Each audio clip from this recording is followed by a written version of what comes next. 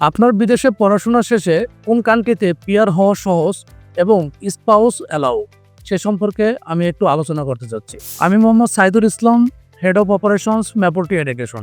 আমি প্রথমেই কথা বলতে চাচ্ছি ইউকে নিয়ে। ইউকেতে পড়াশোনা শেষ করার পর মিনিমাম 6 বছর আগে পিআর হওয়া সম্ভব না। সো যারা স্পাউসের কথা চিন্তা করবেন তাদেরকে ইউকে অ্যাভয়েড করতে হবে। এবার কথা বলছি অস্ট্রেলিয়া নিয়ে।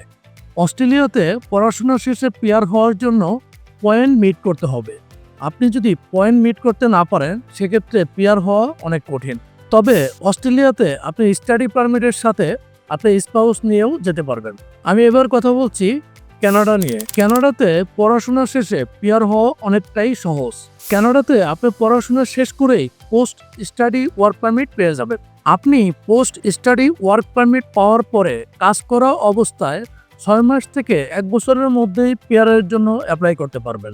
কানাডাতে স্টাডি পারমিটের সাথে স্পাউস অ্যালাউ। আমরা একজন স্টুডেন্টের শুধু ফাইল ওপেনিং এর কথাই চিন্তা করি না, আমরা চিন্তা করি আপনার ভবিষ্যৎ নিয়ে।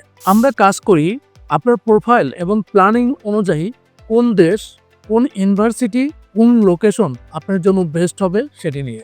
আমাদের প্রতিটি স্টুডেন্ট আমাদের কাছে আমাদের সন্তানের মতো। আপনার প্রোফাইল ফ্রি অ্যাসেসমেন্ট করতে সরাসরি আমাদের অফিস ভিজিট করুন।